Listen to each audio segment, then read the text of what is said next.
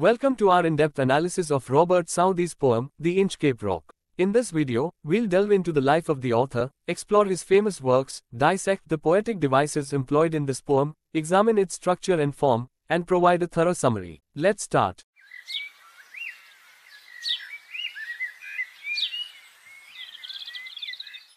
Let's start by getting to know the author, Robert Southey. He was an English poet born in 1774 and was part of the Romantic literary movement. Southey was not only a poet but also a prolific writer, essayist, and historian. He was appointed as the Poet Laureate of the United Kingdom in 1813. His work often celebrated the beauty of nature and explored themes of morality and the human condition. Robert Southey is renowned for several famous works, including The Curse of Kehama, Thalaba the Destroyer, and Roderick, the Last of the Goths. The Inchcape Rock is a narrative poem that tells a story. It follows a clear chronological sequence of events, from the initial placement of the Inchcape bell to its removal and the consequences that follow. Moving on to the structure and form, the Inchcape Rock is written in 17 quatrains, 4-line stanzas. The poem follows a consistent rhyme scheme, which helps create a rhythmic flow. This structured form contrasts with the chaos and danger faced by the characters, emphasizing the tension in the narrative. This poem by Robert Southey is rich in poetic devices. Let's explore these literary tools that enrich the poem's narrative and add layers of interpretation with examples from the poem. Alliteration is the repetition of the initial consonant sounds in neighboring words, often for rhythmic or poetic effect. Antithesis is the contrast or juxtaposition of contrasting ideas, often in a balanced or parallel structure. An apostrophe is a figure of speech where a speaker addresses an absent or inanimate entity, often for emotional or dramatic effect. Consonance is the repetition of consonant sounds within or at the end of words for musical or rhythmic purposes. Exclamation refers to a sudden or emphatic expression of strong emotion or surprise, often indicated by an exclamation mark. Inversion is an alteration of the usual word order in a sentence, typically for emphasis or poetic effect. A metaphor is a figure of speech that makes a direct comparison between two unrelated things, suggesting that they are alike in some way. Onomatopoeia refers to the words that phonetically imitate or resemble the sound they describe. Personification is a literary device where inanimate objects, animals, or ideas are given human qualities or characteristics. Repetition is the deliberate use of the same word or phrase for emphasis, often for rhetorical effect. A simile is a figure of speech that compares two unlike things using the words like or as to highlight their similarities. Now, let's discuss the prominent themes in the poem. One of the primary themes in the poem is the concept of poetic justice. It suggests that those who engage in deceitful and harmful actions, like Sir Ralph the rover who removes the Inchcape bell, will eventually face consequences for their deeds. The sinking of Sir Ralph's ship due to his own actions serves as a form of retribution or justice. The poem underscores the idea that moral choices have consequences. Sir Ralph's selfish and malicious act leads to his own downfall. It serves as a moral lesson about the repercussions of one's actions, emphasizing the importance of ethical decision-making. The theme of retribution is closely related to poetic justice. It highlights the idea that wrongdoing may result in punishment or retribution, often in unexpected ways. In this case, the removal of the warning bell ultimately leads to the ship's destruction. The poem explores the themes of deception and betrayal. Sir Ralph's act of removing the bell is a deceitful betrayal of trust, and this act of treachery ultimately leads to disaster.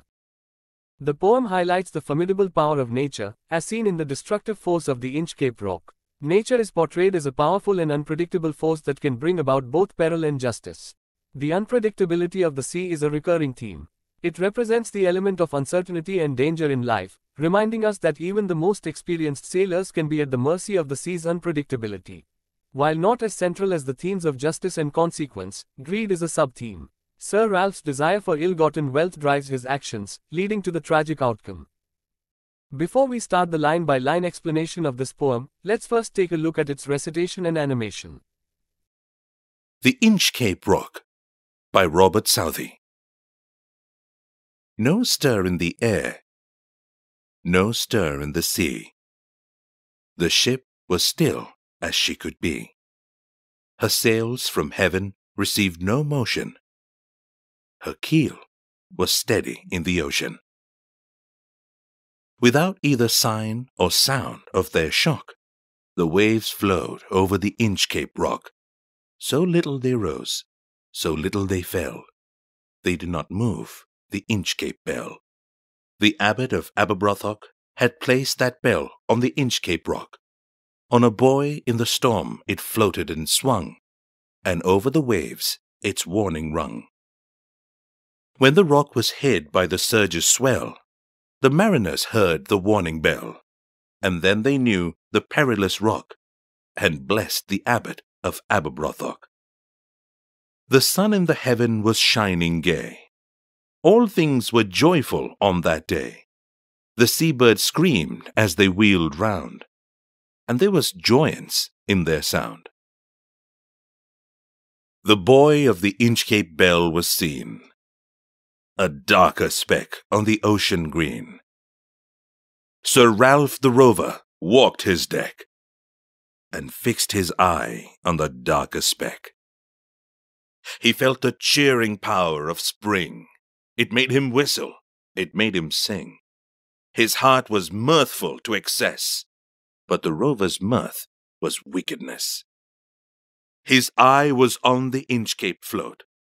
Quoth he, "My men, put out the boat, and row me to the Inchcape rock, and I'll plague the abbot of Aberbrothock." The boat is lowered, the boatmen row, and to the Inchcape rock they go. Sir Ralph bent over from the boat, and he cut the bell from the Inchcape float. Down sank the bell with a gurgling sound. The bubbles rose and burst around. Quoth Sir Ralph, "The next who comes to the rock won't bless the abbot of Aberbrothock." Sir Ralph the Rover sailed away. He scoured the seas for many a day, and now grown rich with plundered store, he steers his course for Scotland's shore. So thick a haze o'erspreads the sky, they cannot see the sun on high. The wind hath blown a gale all day, at evening it had died away. On the deck the rover takes his stand, so dark it is, they see no land. Quoth Sir Ralph, "It will be lighter soon, for there is the dawn of the rising moon." "Canst hear," said one, "the breakers roar? For methinks we should be near the shore. Now, where we are I cannot tell, but I wish we could hear the Inchcape bell." They hear no sound. The swell is strong. Though the wind hath fallen, they drift along, till the vessel strikes with a shivering shock. "Oh Christ, it's the Inchcape rock!" Sir Ralph the Rover tore his hair. He cursed himself in his despair. The waves rush in on every side. The ship is sinking beneath the tide. But even in his dying fear, one dreadful sound could the rover hear, a sound as if, with the Inchcape bell, the devil below was ringing his knell.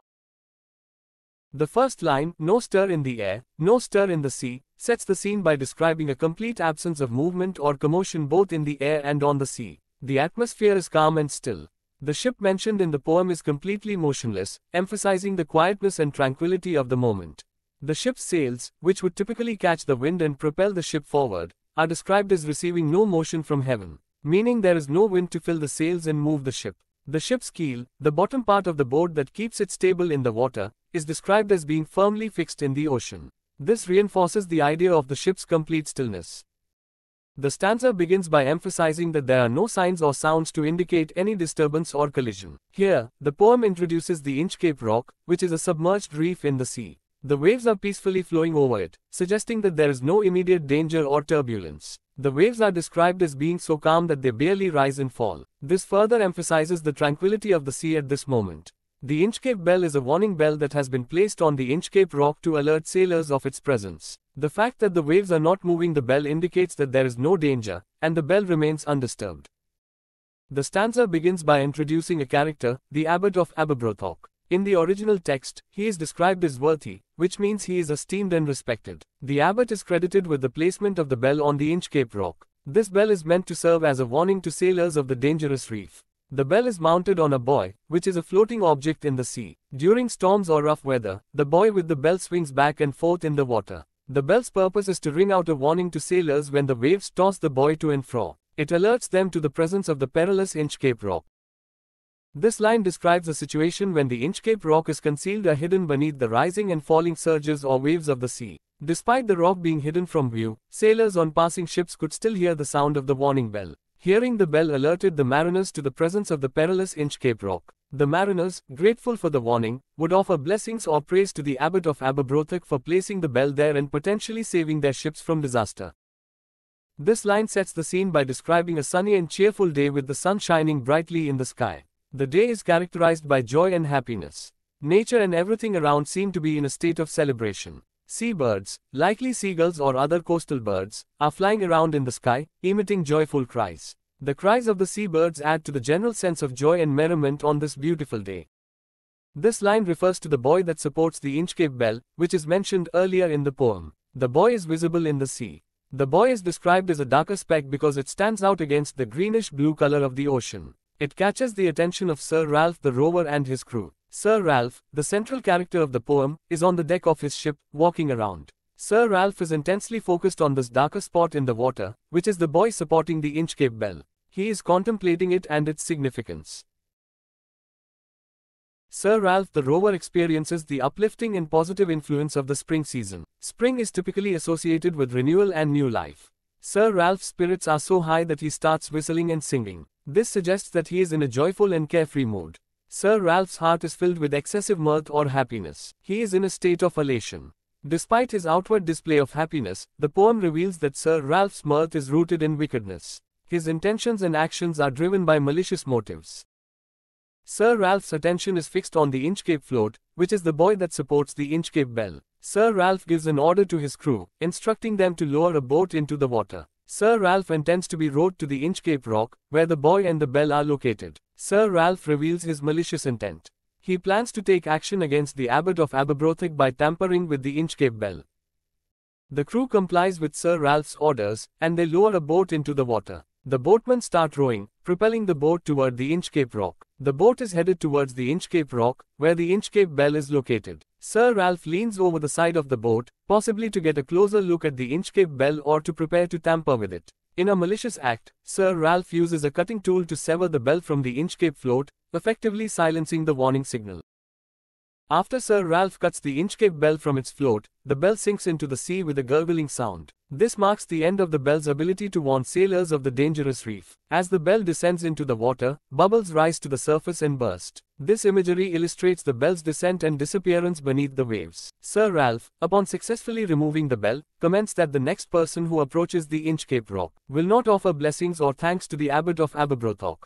This implies that Sir Ralph believes he has removed the abbot's safeguard, potentially endangering future sailors. After successfully cutting down the Inchcape bell, Sir Ralph the rower and his crew continue on their voyage. They leave the Inchcape rock behind. Sir Ralph embarks on an extended journey, sailing across the seas for an extended period of time. This suggests that he continues his pirate activities. Over time, Sir Ralph's piracy has been profitable, and he has amassed wealth through his acts of plunder and theft. Sir Ralph is now heading toward the shore of Scotland. His destination suggests that he may have plans or business in Scotland. The sky has become covered in a dense and heavy haze. This haze obscures visibility and can make navigation difficult. The haze is so thick that the sun, which is normally visible in the sky, cannot be seen. Throughout the day, there has been a strong and gusty wind blowing steadily. However, as evening approaches, the wind has calmed down and subsided. Sir Ralph the rower positions himself on the deck of his ship. This suggests that he is closely monitoring the situation. The darkness is so profound that the crew cannot see any land or landmarks. This implies that they are in a state of navigation difficulty and uncertainty. Sir Ralph the rower comments to his crew that it will soon become lighter, suggesting that they won't have difficulty in navigating after a while. He points to the horizon, where he sees the first signs of the moon rising. This suggests that the night is waning, and the moonlight will provide some illumination. A member of the crew asks if anyone else can hear the roaring sound of breakers. Breakers are waves crashing against an obstacle, like rocks or a shoreline. The crew member suggests that they must be close to the shore because of the roaring breakers. This raises concern about their proximity to potentially dangerous shallow waters or obstacles. The crew member admits that they don't know their exact location. The uncertainty of their situation adds to the tension and anxiety among the sailors. Despite their uncertainty, one crew member expresses a wish to hear the Inchcape bell. This longing for the bell's familiar warning suggests that they may suspect they are near the perilous Inchcape rock, which is now without its warning signal. Their desire to hear the bell underscores the danger they may be facing and the consequences of Sir Ralph's actions. The crew members do not hear any sounds that might indicate their location or the presence of danger. However, they do notice that the swell of the sea, meaning the rising and falling of the waves, is strong. Despite the fact that the wind has calmed down, the ship continues to drift along with the force of the ocean's swell. This suggests that they are at the mercy of the current. Suddenly, the ship strikes something with a violent and trembling impact. The crew realizes with horror that they have struck the Inchcape rock. One of the crew members exclaims, "Oh Christ," as they recognize the perilous situation they are now in. Sir Ralph the rover, who had tampered with the Inchcape bell and caused this catastrophe, expresses his despair and frustration by tearing at his own hair. In his overwhelming despair, Sir Ralph curses himself, acknowledging the gravity of his actions and the disastrous consequences they've brought upon his crew. The ship is now being engulfed by the waves from all directions, a sign that it is rapidly sinking. The ship is sinking beneath the rising tide, sealing the crew's fate. Despite the fear and despair in the face of impending death, Sir Ralph the rover is still able to hear one dreadful sound. The sound he hears resembles the tolling of the Inchcape bell, the very bell he had removed from the Inchcape rock. But it seems that the bell is not ringing by itself, rather the devil is ringing the Inchcape bell like a death knell or funeral bell from below. The title, The Inchcape Rock, immediately sets the stage for the poem's central focus, the perilous underwater rock that poses a threat to sailors. It's a literal and symbolic representation of danger and deception. The poem imparts a moral lesson about the consequences of one's actions. It underscores the idea that those who engage in deceit and harm may ultimately face the same fate they intended for others. The tone shifts throughout the poem. It begins with a serene and calm tone, transitions to a more sinister and suspenseful tone as Sir Ralph removes the bell, and concludes with a tragic and ominous tone as the ship meets its demise. This poem is a compelling narrative poem that weaves together themes of justice, morality, and consequence. Through vivid imagery, well-crafted structure, and a moral lesson, Southey delivers a timeless message about the price one pays for unethical actions. This cautionary tale serves as a reminder that deceit and betrayal often lead to retribution.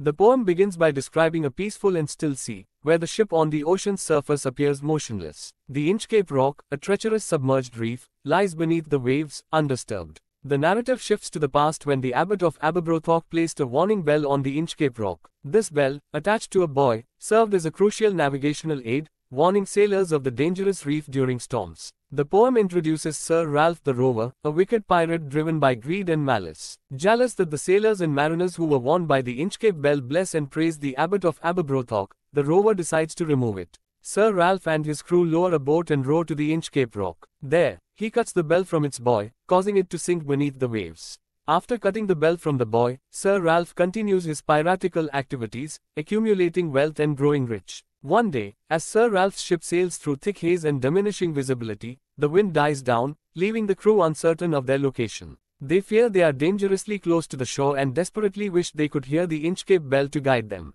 To their horror, they realize too late that they are headed directly for the submerged Inchcape rock. The ship strikes the rock with a shivering shock, and disaster ensues. As the ship sinks beneath the rising tide, Sir Ralph curses himself in despair. In his final moments, he hears a dreadful sound, which he interprets as the devil ringing the Inchcape bell below, signaling his doom. The poem concludes with the message that those who engage in treachery and deception may ultimately face poetic justice and suffer the consequences of their actions. If you have any questions or would like us to cover more literary topics, please leave a comment below. Don't forget to like and subscribe for more educational content. Thanks for joining us today, and until next time, happy reading.